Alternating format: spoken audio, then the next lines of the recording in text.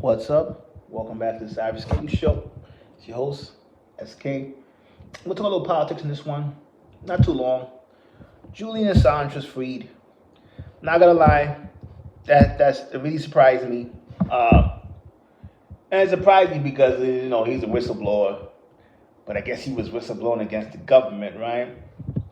And that's a lot safer than whistleblowing against corporations. We saw what happened to Boeing's whistleblower. I mean, there's a few whistleblowers that got killed, got murdered, right? Or they died mysteriously. But I always thought Julian Assange would have rotted in prison. I thought Assange was interesting because Britain and America really pushed that button. He was like holed up in the Ecuadorian embassy for a while. And I think when Ecuador had a new election, see, the thing about South America really bounced back and forth between right and left.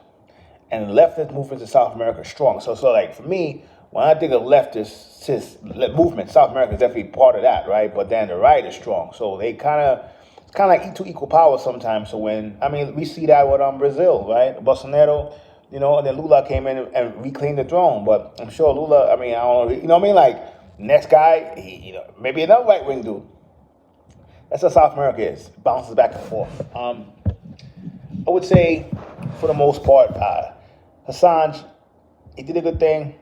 He was one of the people that's when I started to see how a lot of leftist news media guys on the internet who I respected at the time, you're talking about 2016, not now, they got angry at Assange because he obviously hated the Democrats more than Republicans. And that's what I mean. When you are left or really right, it's not really about Democrats and Republicans. Democrats and Republicans are freaking centrists.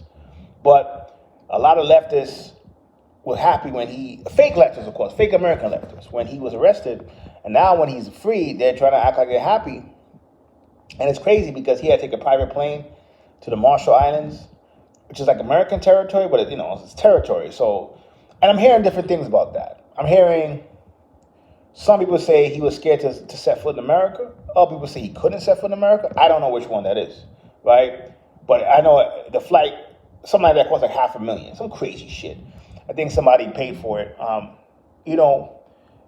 Whatever you think, I would say Assange is definitely proof that you put enough pressure on the internet and you back that with reaching out, working with activist groups, working with groups on the grassroots level, you can sometimes do good things.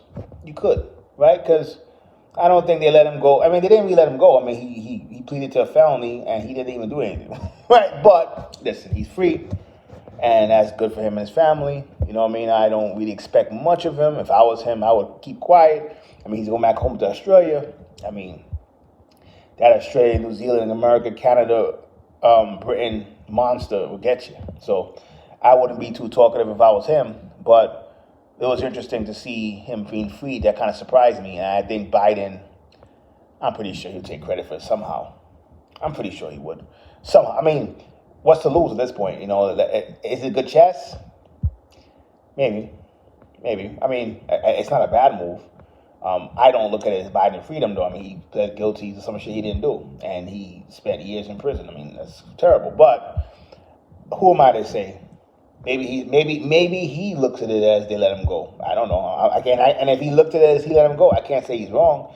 I could, but it's his life, And no matter what, if you spend 5 years locked up, and you think you can spend the rest of your life locked up, and you're freed, I'm not gonna lie, it's hard not to be grateful, even though you're wrong. So, much props to him, and he is an example of what I say is that, man, when you start studying politics, you can't just be domestic. And no matter what community you come from, you have to kind of look at it as a collective because it all kind of affects you, whether you know it or not, So I wanted to make sure, make my thoughts on it. Happy he's home. I think, in the end of the day, more and more people are not going to whistleblow. I think part of it is chess on their part. To me, the people are so messed up at this point. I don't really know what you can do with it. In terms of, I think, if I remember right, the WikiLeaks is how we knew that the Democrats were trying to sabotage Bernie Sanders. I think it came from that, you know. So I mean, that was a powerful league. He had a run, but I do think it's probably going to be less people whistleblow at this point.